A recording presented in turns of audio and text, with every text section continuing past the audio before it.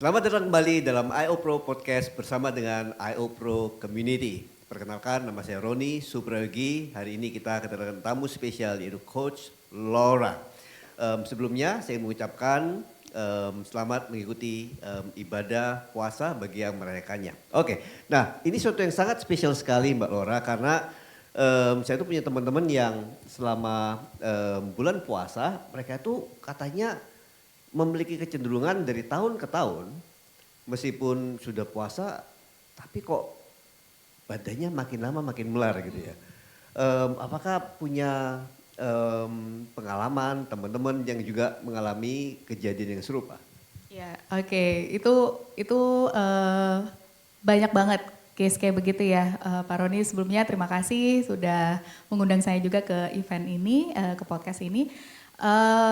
Jadi banyak orang menjadikan bulan Ramadan itu untuk menurunkan berat badan, gitu kan? Karena mikirnya, oh puasa nih, mumpung selagi puasa dapat amal pahala juga, gitu kan? Tapi kalau niatnya salah, sebenarnya amalnya mungkin nggak tahu deh ya. Nah, kenapa efeknya bisa turun berat badan tapi nggak lama naik lagi? Nah, sebenarnya ini agak banyak yang bisa kita bahas Pak Roni, tapi yang pasti adalah kuncinya di apa yang dimakan selama bulan puasa, terutama pas sahur dan buka puasa. Nah itu nanti mungkin kita akan bahas lebih dalam. Karena kalau apa yang dikonsumsinya salah, berat badan bisa saja turun. Karena kan namanya puasa kita ngurangi kalori yang masuk. Defisit kalorinya terjadi, pasti berat badannya turun. Tapi begitu 3 hari lebaran, udah blast. Naiknya cepet banget. Ya. Nah, kenapa bisa begitu? Mungkin nanti kita bisa bahas lebih lanjut lagi. Oke. Nah, tapi sebelumnya saya mengenal Coach Laura ini karena ceritanya yang luar biasa, memiliki journey kesehatan yang juga luar biasa, sempat divonis mengidap atau memiliki sebuah penyakit yang katanya juga nggak ada caranya untuk bisa sembuh gitu. Boleh nggak sedikit Laura perkenalkan? Sebelum kita membahas lebih lanjut nih, karena topiknya memasuki bulan Ramadan ini sangat-sangat menarik sekali. Tapi boleh nggak jelaskan sedikit mengenai your journey di dalam kesehatan is a private experience, pengalaman pribadi gitu ya.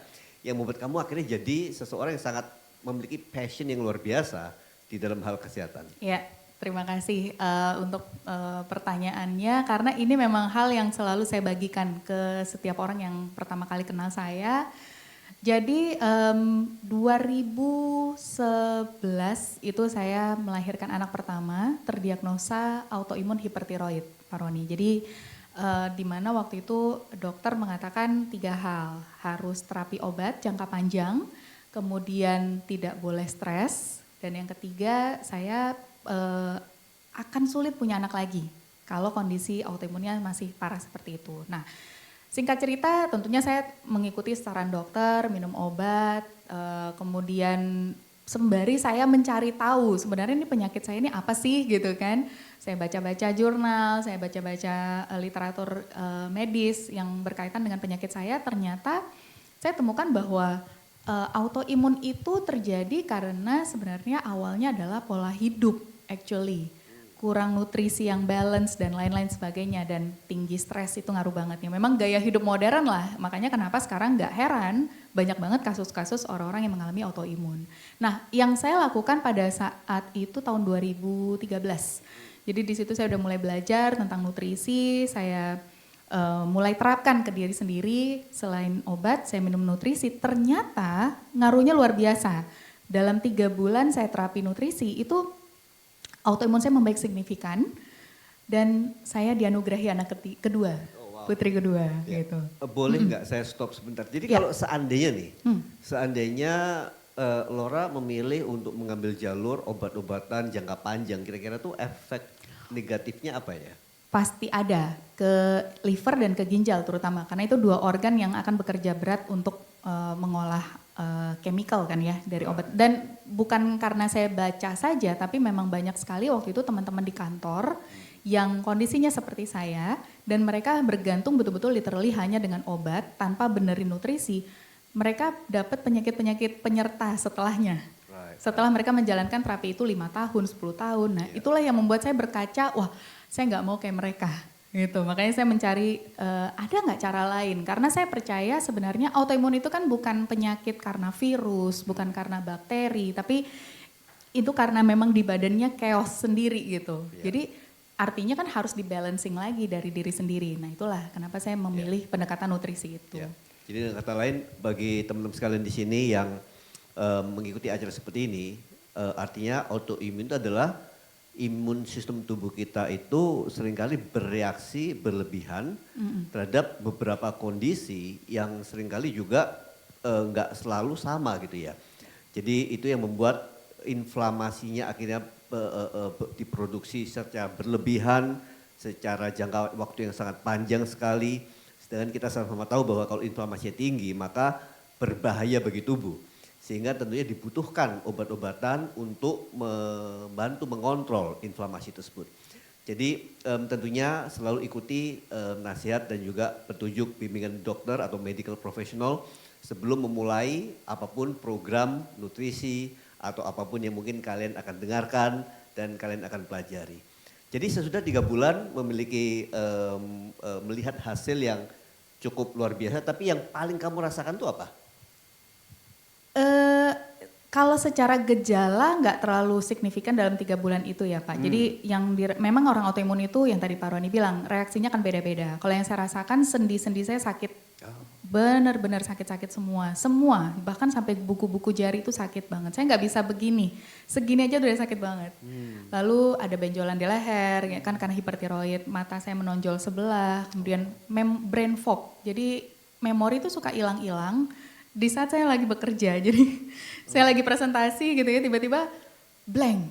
Wah, saya tahu ada hal yang harus saya ucapkan tapi hilang aja gitu. Nah itu namanya brain fog, jadi memorinya tuh putus-putus. Apalagi ya waktu itu saya rasakan, suhu badan tinggi sekali. Jadi orang kalau megang tangan saya tuh kayak demam. Padahal buat saya tuh biasa aja. Jadi karena hipertiroid ya, jadi metabolismenya tuh sangat over gitu. Nah 3 bulan itu memang ada penurunan gejala tapi intensitasnya masih cukup tinggi. Hanya saja saya merasakan dari lab ya. Dari lab itu kan memang angkanya signifikan banget. Jadi 1 tahun saya terapi obat itu skor FT4 dan TSHS-nya itu saya lupa FT4 kalau nggak salah itu turunnya 1 skor. Tapi ketika 3 bulan saya benerin nutrisi itu turunnya 2 skor. Which is itu langsung mendekati angka normal. Seperti itu. Nah itu yang buat saya jauh banget. Nah kemudian saya lanjutin terapi nutrisinya, yaitu yang paling saya rasakan juga bisa hamil anak kedua. Karena kan itu dokter waktu itu bilang kondisi autoimunnya masih aktif itu nggak akan sulit lah gitu. Nah karena angkanya sudah masuk ke batas normal FT4-nya, disitulah reproduksinya subur lagi gitu ya, mungkin berjalan dengan baik lagi gitu. Selama satu lagi gejala hipertiroid yang saya rasakan itu jantung itu aritmia Pak. Jadi detaknya itu kayak cepet nanti dia normal, cepet ntar normal. Dan itu saya nggak bisa predik kapan. Dan itu melelahkan sekali, capek, emosi juga jadi berantakan, moodnya juga nggak stresan gitu. 3 bulan itu jantung itu berasa lebih tenang. Itu yang buat saya membantu sekali. Jadi saya jadi nggak terlalu stresan gitu. Karena kan kita kalau jantungnya debar terus kan capek ya. Kemut juga ngaruh banget. Selama 3 bulan tersebut apakah ada pengurangan dosis obat atau tetap sama? Actually 3 bulan itu saya betul-betul berhenti obat. Malah berhenti obat.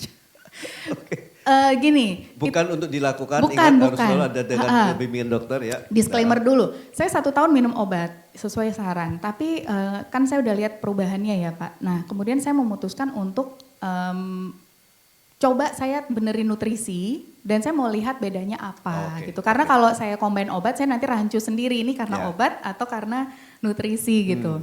Dan itu kenapa saya bisa dengan percaya diri bilang bahwa resultnya memang luar biasa dengan nutrisi. 1 tahun dengan obat itu turunnya 1 skor, 3 bulan dengan nutrisi turunnya 2 skor. That's the difference-nya itu huge banget gitu. Nah bukan berarti kemudian saya menyarankan semua orang melakukan hal yang sama karena kan kondisinya pasti beda-beda gitu. Tentunya. Dan saya berasumsi bahwa selama 1 tahun tersebut banyak mengkonsumsi obat-obatan yang bersifat kortikosteroid juga? Oh iya. Ya. Dan apakah kamu memperhatikan bentuk tubuh yang lebih menggemuk, lebih banyak cairannya, atau apa yang terjadi selama itu? Agak berbeda karena saya kan hipertiroid. Hipertiroid itu kan metabolismenya lebih tinggi. over, jadi Ya. sangat kurus Malah gitu. lebih kurus sekali. Okay. Susah banget naikin berat badan. Nah, cuma memang alhamdulillahnya dapat dokter yang sangat rasional dengan obat. Jadi dia memang ngasih tahu kortikosteroid ini hanya boleh diminum 7 hari berturut-turut and then stop. Okay. 1 bulan nanti ulang lagi. Jadi mungkin jadi itu yang membuat minimal ini banget efek sampingnya ya gitu. Ya. Ini kondisi seperti ini kamu alami mulai dari kecil atau remaja? Enggak. Atau pas sudah menikah? Setelah melahirkan anak pertama. Melahirkan. Oh wow. Nah, jadi sebelumnya saya nggak pernah ada masalah dengan hal-hal yang saya rasakan selama autoimun. Cuma kalau dirunut lagi ke belakang, Pak, memang penyebabnya saya rasa karena gaya hidup. Jadi dari kecil itu saya gampang sakit. Dan setiap sakit itu pasti dibawanya ke dokter spesialis anak dan kena antibiotik. Nggak tahu ya, mungkin zaman itu kayak antibiotik itu obat dewa gitu kan. Memang cepat sembuh, tapi sebulan lagi saya sakit lagi. Dan itu terjadi sepanjang masa kecil saya. Nah begitu SMP, SMA saya gampang banget mungkin karena ya sering kena antibiotik itu ya. Dan saya minum obat-obatan yang ada di inilah ya, yang ada di market gitu. Dan gampang banget swamedikasi. Saya rasa itu juga yang membuat akhirnya sistem imunnya jadinya responnya nggak benar. Oke. Nah ini tentunya sebuah perjalanan yang sangat membuka wawasan sekali. Karena ternyata dengan memiliki pemahaman yang lebih mengenai nutrisi, apa yang dimakan dan juga apa yang harus dijauhkan, apa yang mungkin bisa ditambahkan, itu bisa memberikan sebuah dampak kesehatan yang luar biasa. Dan gak heran kalau misalnya Coach Laura saat ini sangat passionate sekali, memiliki passion, gairah yang begitu luar biasa untuk membantu orang-orang mendapatkan kesehatan yang sama. Nah pertanyaan saya adalah, memasuki bulan puasa ini sambil menjalankan ibadah puasanya, banyak orang yang merasa bahwa ini mungkin kesempatan untuk sekalian mungkin belajar bagaimana caranya agar ini kalau milih pola makanan yang benar, maka ibadah puasa bisa dijalankan dengan lebih baik gitu ya. Karena seringkali setahu saya nih, banyak yang merasa bahwa aduh kalau udah habis sahur itu nanti ngelanjutin seharian kok bawaannya ngantuk terus, capek terus, mikir nggak bisa bagus, konsentrasi, kesulitan. Ada nggak tips yang mungkin Coach Laura bisa berikan pada audiens kita di sini sehingga bisa membantu mereka semua juga agar bisa menunaikan ibadah puasa dengan lebih baik, dengan lebih berenergi, dan bahkan juga bisa mendapatkan kesehatan atau bahkan bentuk badan atau menurunkan berat badan yang berlebihan itu? Ya, pasti. Bulan Ramadan itu banyak bonusnya ya Pak ya, bisa dapat sehatnya, badan yang lebih langsing, ibadahnya juga dapat pahalanya gitu. Nah, pertama pasti niatnya dulu, niatnya ibadahnya buat apa? Karena kalau niatnya nggak tepat juga itu yang akhirnya bikin ibadahnya berat rasanya buat saya ya.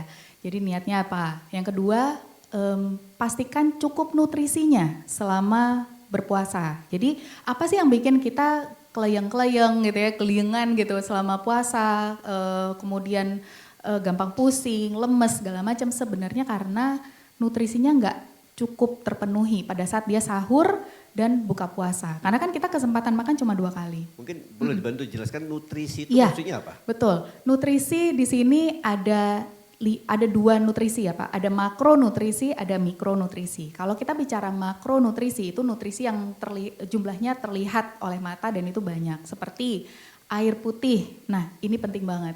Selama bulan puasa itu kan seharian itu kita dry fasting. Nggak makan, nggak minum. Jadi penting sekali kebutuhan air putih kita dalam 1 hari itu terpenuhi. Di jam berapa kita bisa minum? Ya sahur. Kemudian pas buka puasa dan sampai sebelum tidur. Itu kita harus penuhi. Kekurangan air putih itu bisa menyebabkan rasa lapar yang palsu.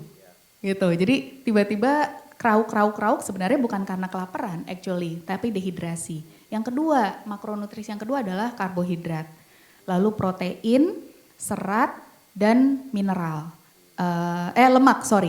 Kalau mineral ada di air putih. Nah, Karbo, protein, serat, dan lemak ini kita dapatkan dari makanan kita dalam satu piring makanan. Nah, pastikan pada saat kita makan itu komposisinya tuh terpenuhi. Kita butuh sekitar 50% komposisi protein, 30%-nya serat atau sayuran, dan 20%-nya itu adalah karbohidrat. Nah, lemaknya di mana? Lemaknya itu actually ada di dalam protein itu. Jadi ada di dalam, terkandung dalam tahu, telur, kemudian daging ayam, ikan, dan lain-lain itu ada lemak baik di situ gitu. Nah, kalau kita bisa penuhi makanan kita proper di sahur, kemudian di buka puasa, benar komposisinya, jumlahnya, olahannya gitu ya, hindari yang gorengan. Intinya kalau olahan makanan yang dihindari hanya gorengan aja sih Pak, yang lain masih oke bisa dimakan. Itu akan membantu sekali badan kita tetap fit selama seharian berpuasa. Memang pasti akan ada adjustment di 5 hari pertama karena mungkin yang biasanya kita makan 5 kali sehari, tiba-tiba menjadi 2 kali sehari, pasti ada penyesuaian tubuh terhadap kadar gula darah. Tapi kalau kita bisa siasati dengan tadi nutrisinya benar, itu enggak ekstrim rasanya. Oke. Jadi banyak yang berasumsi bahwa karena makan siang, nggak ada makan siang, nggak ada snack, nggak minum kopi yang bergula, nggak minum teh yang bergula, maka tiba-tiba memiliki hak sehingga pada saat buka puasa itu pokoknya makannya 1000 kalori sekali makan nggak apa-apa gitu ya. Nah ini kan ada perbedaan nih antara makan 1000 kalori yang makan apa saja, termasuk yang manis, termasuk yang tepung, termasuk yang goreng, dibandingkan dengan 1000 kalori yang benar-benar dipilih jenis makanannya gitu ya. Ini gimana nih? Apa yang bisa membuat yang mana yang bisa dibagikan pada audiens kita agar mereka itu tahu bahwa sama-sama 1000 kalori, tapi yang satu bisa membuat makan makin capek, makin lapar, yang satu bisa membuat makin turun berat badannya gitu ya, kurang lebih. Iya. Gini, kalau tujuannya adalah punya dapat puasa terus dapat bonus badan lebih ramping, tapi rampingnya itu bisa bertahan jangka panjang, itu sebenarnya kuncinya adalah kita bisa menaikkan massa otot kita Pak. Prinsip gampangnya gitu aja sih kalau buat saya. Jadi naikin massa otot. Nurunin berat badan itu bisa dengan banyak cara. Salah satunya dengan defisit kalori. Ya, kalau yang tadi Pak Roni bilang, yang penting kan 1000 kalori. Nah, itu berarti kan fokusnya di defisit kalori. Tapi kalau defisit kalorinya tidak diimbangi dengan kualitas makanannya, nah ini yang akan membuat komposisi badan kita nggak terbentuk seperti yang seharusnya. Kalau mau punya badan yang aktif membakar lemak setelah Ramadan selesai, langsing tapi aktif bakar lemak, kuncinya adalah kita naikin massa otot. Nah, otot itu didapat dari mana? Dapatnya dari kita makan protein yang cukup dan olahraga. Nah, kalau misalnya kita cuma fokusnya di kalori saja, tapi pilihannya tadi gula, tepung, goreng, karbo gitu ya, maka hanya dapat penurunan berat badan, tapi ototnya nggak terbentuk. Akhirnya inilah yang menyebabkan 1 bulan puasa turunnya mungkin 6 kilo, 3 hari lebaran naiknya 10 kilo. Nah itu. Itu. Jadi positif gain jadi ya. Iya, kalau uang sih nggak apa-apa ya Pak, nah, ini lemak masalahnya. Nah itu kuncinya karena itu, fokusnya hanya di defisit kalori, tidak kualitas. Ya. Jadi dengan kata lain, semua orang yang mengikuti program kita, dan juga mungkin yang akan menunaikan ibadah puasa ini, nggak harus ketakutan untuk kelaparan, artinya makan tuh nggak harus yang sesedikit mungkin gitu ya. Oh enggak, justru harus makannya puas kalau buat saya. Jadi sahur, nah ini dia, banyak orang berpikir kan karena fokusnya hanya di turun berat badan, akhirnya mereka skip sahur. Kadang sahur cuma air putih atau paling banter teh manis, yang penting ada tenaga, gula gitu. Kemudian karena berpikir supaya pas buka puasa bisa hajar semua takjil gitu kan. Jadi kayak one big meal a day, tapi salah komposisi, kualitas makanannya nggak benar. Nah itulah yang menyebabkan buka puasa udah makan kenyang, nanti nggak lama jam 10 malam lapar lagi, gitu. Jam 12 malam kalau masih begadang kriuk-kriuk lagi, karena mikirnya nggak apa-apa lah kan seharian udah nggak makan. Mereka makan. Nah inilah yang membuat akhirnya metabolismenya nggak dapat yang sehat, gitu. Jadi dengan kata lain komposisi jenis makanan sangat penting sekali. Sangat penting sekali. Jadi bagi teman-teman sekalian di sini yang mungkin ingin ingin mempelajari lebih lanjut mengenai komposisi makanan apa yang bisa membuat kesehatan Anda menjadi lebih baik dan membutuhkan bimbingan tersebut, silahkan menghubungi orang yang mengundang Anda atau memberikan video ini. Nah, tapi ingin bertanya juga Coach Laura, ada nggak tips yang mana sahur yang efektif itu seperti apa? Nutrisi apa yang bisa ditambahkan atau dikonsumsi sehingga untuk sepanjang hari itu sampai dengan buka puasa itu nggak lemes-lemes banget gitu loh. Iya, nah ini nutrisi yang kedua, yang mikronutrisi Pak Roni. Jadi tadi kan kita bahas makronutrisi, kemudian ada lagi yang namanya mikronutrisi. Mikronutrisi ini nutrisi yang nggak kelihatan mata, tapi dia terkandung di makanan. Ada vitamin, ada mineral, ada antioksidan, dan itu sebenarnya terkandung di piring makan kita, di sayuran, di lauk pauknya, di nasinya itu ada mikronutrisi. Hanya saja terkadang kandungan nutrisinya itu sudah nggak sepenuhnya utuh. Kenapa? Karena proses masak terlalu lama, mungkin pemilihan pengolahan makanannya juga pakai banyak minyak, pakai banyak zat-zat adiktif, itu juga menurunkan nutrisi dari mikronutrisi dari makanan. Kemudian sumber bahan makanan yang kita beli itu juga kadang-kadang udah jauh banget nutrisinya dari seharusnya.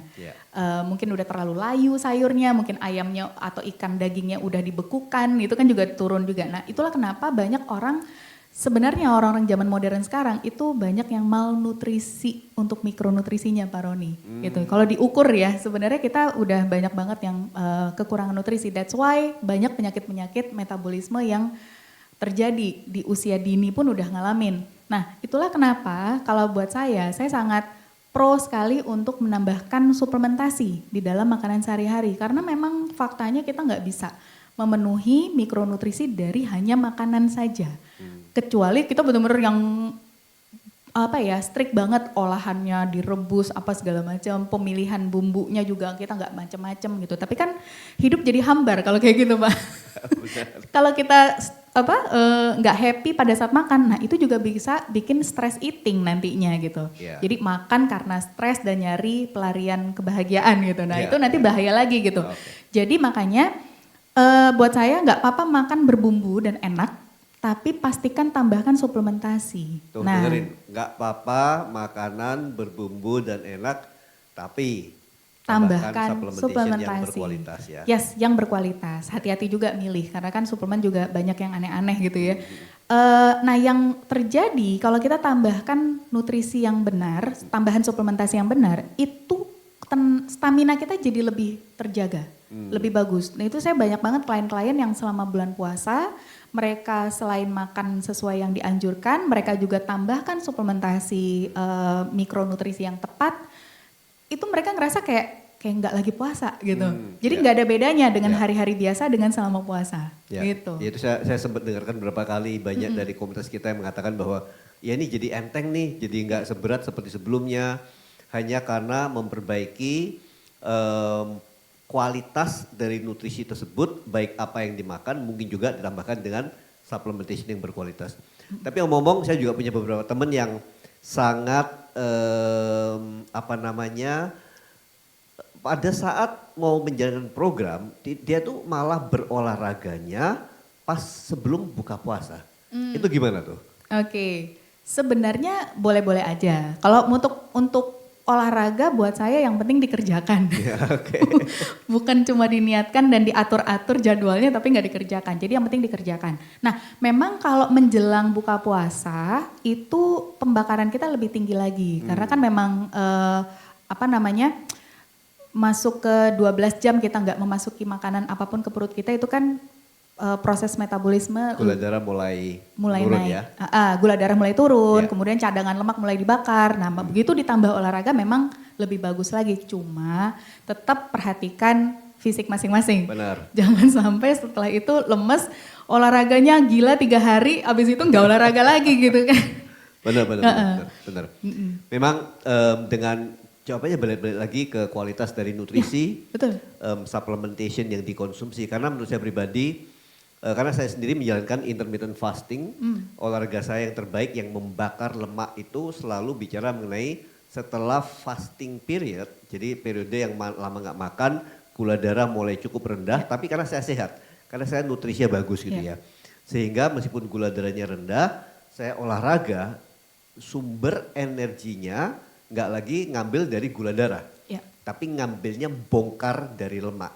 Jadi ini yang membuat saya tuh suka sekali untuk memanfaatkan kombinasi dari nutrisi yang bagus dan juga pola makan yang intermittent fasting untuk bakar lemaknya yang lebih luar biasa. Tapi juga harus tahu jenis olahraga juga ya. Iya, betul. Karena saya memperhatikan bahwa kalau misalnya jenis olahraganya terlalu yang memforsil seperti kardionya terlalu lama, larinya terlalu lama, itu maka tetap aja tuh cepat sekali untuk menjadi lapar. Iya. Tapi saya menemukan bahwa kalau dengan olahraga yang tepat, maka rasa lapar tuh nggak harus ada kok. Tapi bakar lemaknya benar-benar luar biasa banget. Iya, betul, Ya. betul. Ada nggak pengalaman dari klien yang mendapatkan hasil yang wow luar biasa banget setelah mengikuti program dari IO Pro ini? Oke, tadi saya baru cerita ya sebelum kita mulai. Jadi ada salah satu klien yang memang dia tidak terlalu gemuk Pak Roni, tapi punya masalah diabetes. Jadi HbA1c-nya itu cukup tinggi, 13,3. Tinggi sekali ya. Nah itu buat yang belum tahu maaf, yang rata-rata HbA1c yang normal itu di angka maksimal 5,5 ya, 5,6 ya, maksimal segitu. Jadi ini sangat tinggi sekali. Nah, yang dia lakukan selama ini adalah intermittent fasting yang ekstrim panjang. Jadi 18-6 bahkan sampai 24. Jadi 20 jam puasa, makannya jendela makan 4 jam. Which is akhirnya cuma bisa makan 1 kali sehari. Tapi dengan pola yang ekstrim defisit kalori seperti itu aja, HbA1c-nya masih nggak turun-turun. Nah yang lucunya ketika mengikuti program yang IO Pro ini, saya tambahkan makannya Pak. Jadi makannya, jadi 16-8 durasi intermittent fastingnya. 8 jam jendela makan, which is saya minta dia makan 3 kali sehari. Karena untuk orang-orang yang diabetesnya seperti ini tinggi sekali, ketika dia kurang makan itu justru bisa menyebabkan insulin spike-nya itu jadi bermasalah. Maaf, saya klarifikasi dulu. Jadi jendela makannya itu 8 jam. Iya. Tapi frekuensi makannya dijadikan 3 kali. 3 kali. Dan bukannya diperkurangi gitu ya. Betul. Karena sebelumnya dia malah makan cuma sekali aja gitu iya, ya. betul. Oke. Betul. Nah, menarik sekali. Iya. Dan ternyata, tapi dengan tetap komposisi makan yang benar, kualitas makannya benar ya. Ternyata HbA1c-nya ada penurunan dari 13,3 menjadi 11,3. Oh wow, oke. Itu belum normal, tapi dia belum pernah hit angka 11 itu, gitu. Dan itu yang awalnya dia sempat agak ragu. Loh, saya kok makan 3 kali, saya makan sekali aja HbA1c saya tinggi gitu kan. Saya bilang coba dilakukan dulu. Dan begitu diubah, it works. Nah, akhirnya dia lanjutin, ini udah masuk ke bulan ketiga. Oke. Tentunya dengan jenis makanan yang lebih diatur, dengan kata mengurangi tetap aja yang namanya gula, tepung itu tetap harus dikurangi karena itu yang tetap akan berpengaruh sekali terhadap kesehatan gula darahnya gitu ya. Betul. Tetap dengan pemilihan makanan yang sesuai dengan anjuran dokternya, hanya saja frekuensinya ditambah. Ya, dia lebih happy nggak ya disuruh makan 3 kali gitu? Oh, happy. Happy tapi takut-takut awalnya, jadi agak PR buat saya di awal untuk meyakinkan dia untuk makan. Nah saya rasa ini nggak cuma satu orang yang seperti ini ya Pak ya, saya rasa banyak orang-orang di luar sana yang takut makan karena ngerasa kalau makan tambah gemuk. Actually kalau kita makannya benar, pemilihannya nggak bakal obes kok gitu. Ya. Dan memang selain permasalahan yang mana karena memiliki pola makan atau nutrisi yang salah pada saat bulan puasa, nanti habis itu disambung dengan lebaran, akhirnya malah setiap tahunnya berat badan mulai tambah naik gitu ya. Tapi ada nggak kasus-kasus di mana teman-teman yang mereka mungkin mulai mengalami kerontokan rambut, malah bersariawan. Selama itu apakah pernah mengalami hal seperti itu? Iya, klien-klien banyak yang pasti. Karena apa? Itu tadi, kualitas makanannya nggak bagus. Jadinya mikronutrisinya nggak dapet yang bikin rambut rontok, kuku patah, Patah, misalnya mulut gusi berdarah, sariawan itu kan karena kurang vitamin. Gitu, Hmm. kurang vitamin, kurang mineral, kurang antioksidan. Nah, that's why yang tadi saya bilang, Pak, kalau memang kita tidak bisa memastikan dari makanan kita itu tercukupi mikronutrisinya, tambahkan suplementasi. Ya. Nah, yang dirasakan oleh klien saya, mereka betul-betul enjoy selama Ramadan itu tanpa ada keluhan sariawan Oke, segala macam. oke. Saya udah berapa tahun ya benerin nutrisi nih. Dari 2013 saya start, berarti udah 12 tahun dan saya nggak pernah ngalamin yang kayak gitu-gitu tuh. Oke, gitu. ya. Jadi itu kuncinya di situ. Ya. Termasuk untuk anak-anak. Jadi buat teman-teman yang mungkin anak-anaknya baru mau belajar puasa gitu kan, mungkin ada rasa khawatir nih anaknya cukup nggak ya nutrisinya. Kalau mereka bisa diajarkan dari awal gitu ya kan, anak-anak itu makan apa yang kita sediakan. Ya. Kalau kita sediakannya benar, suplementasinya kita cukupkan, mereka bisa loh puasa full. Anak saya itu dari umur 4 tahun udah full puasa selama 4 30 tahun. hari. Wow. Nggak pakai belajar setengah hari dulu. Dan nggak ada masalah dengan kesehatannya. Karena nutrisinya terpenuhi dengan baik Iya, gitu ya. Wow. betul, Oke, gitu. oke. Ini memang menarik sekali karena saya punya satu orang klien yang mana dia itu sudah berolahraga, karena dia cukup berada gitu, cukup kaya gitu ya. Dia memiliki dokter pribadi yang mana dokter gizi gitu, yang memberikan 30 macam vitamin gitu, 30 macam suplemen gitu ya. Kapsulnya dihitung itu ada 30 gitu, per hari dia konsumsi. Dan dia sudah konsumsi ini mungkin selama 3-4 tahun terakhir gitu. Sehingga waktu ketemu dengan saya, mau mengikuti program untuk penurunan berat badan. Dan salah satu suplemen yang saya rekomendasikan itu adalah suplemen yang memang sudah saya konsumsi selama 25 tahun terakhir. Ya. Sehingga dia sempat bertanya, Pak ini perlu diminum gak sih? Ngomongnya gitu kan, karena kayak meragukan gitu. Saya bilang gini aja, kan Bapak sudah minum yang dari dokter ini, bukan bicara jelek atau bagus ya. Saya katakan udah minum 4 tahun. Kalau misalnya ngikutin program saya, ya udah coba aja dulu yang saya rekomendasikan. Dan sesingkat kata, setelah berjalan, saya lupa 2 minggu, 3 minggu, dia bilang, wah gila Pak, energinya berbeda. Yang saya rasakan itu pada saat dia juga nge-gym orangnya, angkat beban, dia bilang ini recovery-nya beda banget, kemampuan untuk ngangkat beda lagi. Dan juga yang terbaik adalah perutnya yang buncit dan keras itu menurun dengan cukup cepat. Wow. Karena saya tahu bahwa lemak visceral itu memang selalu butuh waktu jauh lebih lama gitu Betul, ya. betul. Jadi penggunaan alat yang namanya iOPRO Smart Device ini membantu sekali untuk bisa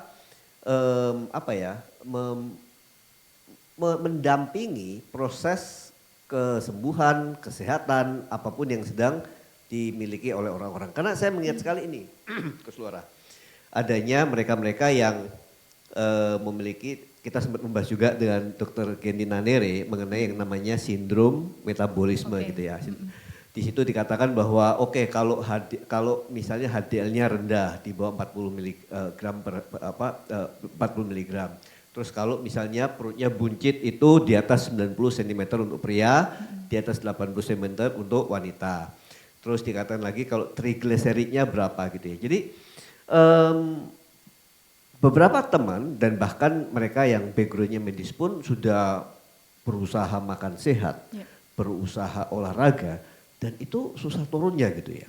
Tapi begitu menggunakan iOPRO Smart Device ini untuk membantu melancarkan sirkulasi limfatik mereka, itu setelah berjalan 3 minggu, 4 minggu, 5 minggu, tiba-tiba apa yang susah untuk turun tuh tiba-tiba berprogres sekali. Ya, betul. Jadi ini mungkin berhubungan juga dengan salah satu kliennya yang HB-nya turun dengan tadi ya. Jadi itu signifikan sekali loh. Sangat. Jadi memang treatment microcurrent itu yang digunakan rutin di bagian perut 5 menit aja itu memang membantu sekali progres klien saya tadi. Nah, kenapa di perut? Mungkin ini juga banyak pertanyaan ya, kok pakainya di perut? Karena memang di perut, area perut kita itu banyak sekali pembuluh-pembuluh limfatik, Pak Roni. Nah itu kenapa si microcurrent ini kan dia menstimulasi ya, melancarkan sirkulasi limfatik. Saya pernah bikin cycle-nya. Jadi kenapa limfatik ini ngaruh banget ke metabolisme tubuh. Jadi ketika kita punya perut yang udah kadung buncit nih, ya kan, udah makannya udah ngaco, perutnya buncit. Perut yang buncit itu artinya banyak lemak visceral di bagian perut, lemak yang nempel di organ tubuh. Nah kalau dia numpuk di perut, masalahnya di perut kita itu banyak banget organ. Ada organ usus, hati, liver, pankreas, ginjal gitu kan. Jadi organ kita pasti kerjanya jadi tambah berat, terjepit sama lemak-lemak tadi. Dan lemak visceral itu sifatnya tuh kayak magnet. Jadi dia membuat badan kita cenderung menumpuk lebih banyak lemak lagi. Nah, pada saat lemak itu menumpuk banyak, maka pembuluh limfatik kita yang fungsinya salah satunya adalah mengatur sirkulasi cairan tubuh, kemudian juga proses detoks tubuh, kemudian juga penyerapan lemak-lemak dari makanan itu akan terpengaruhi. Si lemak yang kita konsumsi kan lebih banyak komposisinya. Masuk ke dalam sirkulasi limfatik membuat cairan limfatiknya menjadi lebih kental. Sehingga jalannya tuh jadi melambat. Nah ketika si limfatiknya melambat itu akan mempengaruhi energi kita, susah tidur, proses detoksnya nggak lancar, BAB-nya nggak lancar. Akhirnya energi makin turun, kita makin mager untuk olahraga. Secara otomatis gitu kan, emosi juga nggak stabil, mood swing, hormon kortisol naik, hormon stres naik, pengennya makan bawaannya. Stress eating terjadi. Nah itu kemudian akhirnya bikin kita tambah kacau pola makannya, gak olahraga, tambah gemuk, akhirnya limfatik makin tersumbat, nah udah lingkaran setan. Jadi ketika ada intervensi teknologi microcurrent di dalam program fat loss, dia benerin limfatiknya, siklus malaikatnya tuh terjadi. Angel cycle-nya muncul gitu loh. Jadi memang tidak secara langsung menurunkan lemaknya, tapi mempengaruhi siklus metabolisme tubuh kita secara posisi yang sangat penting gitu menurut saya gitu.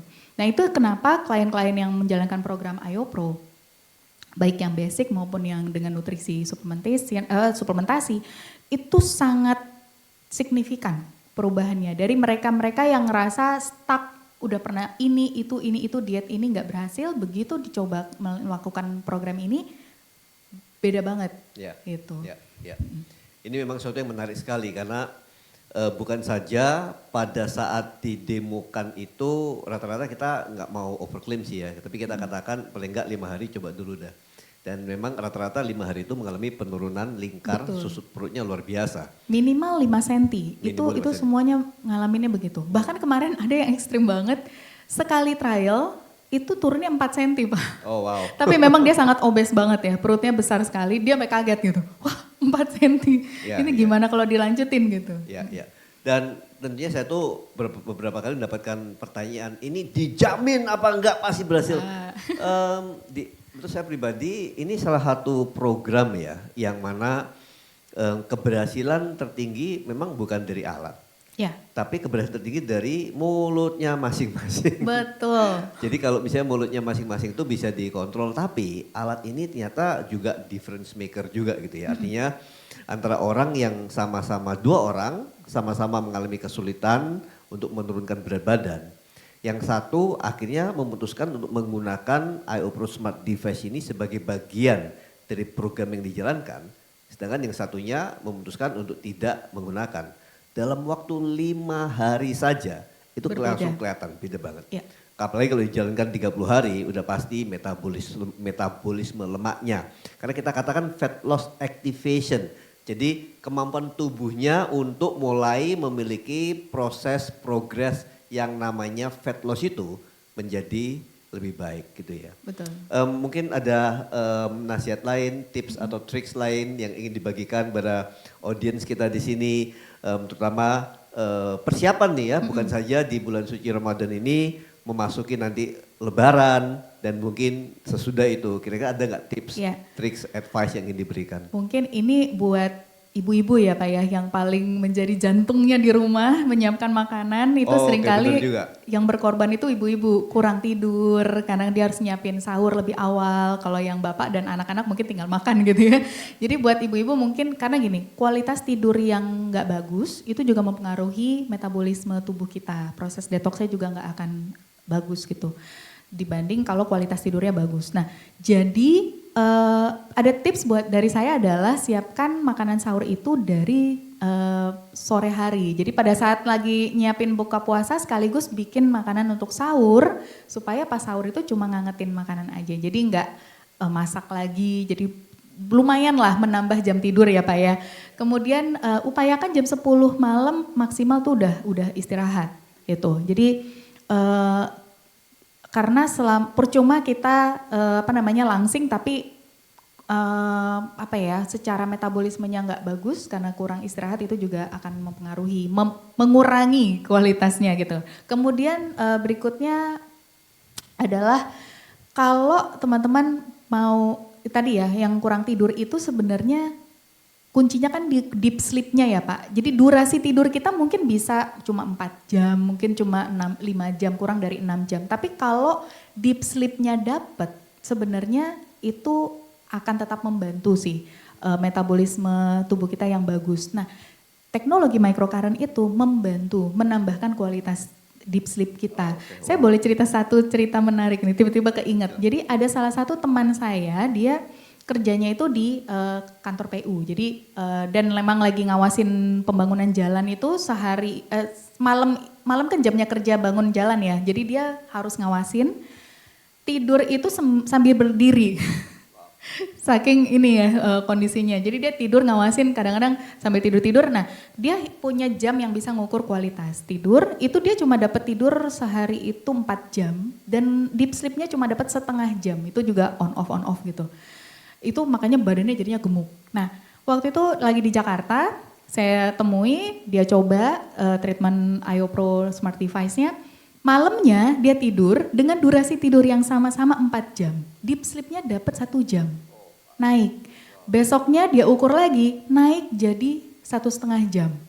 Gitu. Jadi di situ saya melihat, oh sangat ngaruh ya gitu treatment microcurrent ini dengan deep sleep-nya gitu. Jadi buat teman-teman yang lagi bulan puasa selama Ramadan ini mungkin saja gitu ya, besar kemungkinan kualitas deep sleep kita akan terpengaruhi, terkorting gitu ya karena ibadah. Saya sangat rekomendasi tambahkan treatment microcurrent ini untuk keseharian. Jadi bisa dapat deep sleep-nya, kemudian ditambah dengan pola makan yang benar, kualitas makanan yang benar, suplementasi yang benar. Wah, itu lebaran mau 3 hari makan opor pun saya yakin gak bakal naik berat badan signifikan Pak. Gitu. Oke, terima kasih Coach Laura atas sharingnya Sama-sama. yang luar biasa dan juga cerita-ceritanya sudah membagikan pada semua audiens dalam IOPRO Community. Nah, bagi teman-teman sekalian di sini yang sudah mengikuti acara ini dan mengingat kepada orang-orang yang kalian kasihi, kalian cintai istri, suami, mungkin orang tua, atau mungkin sahabat yang lainnya yang belum memiliki IOPRO, mungkin ini bisa menjadi salah satu pertimbangan sebagai hadiah mungkin memberikan kepada mereka untuk meningkatkan kualitas kehidupan mereka dan juga bisa menjalankan ibadah puasa yang lebih baik. Terima kasih atas kehadiran Anda semua, sampai jumpa di sesi kita berikutnya.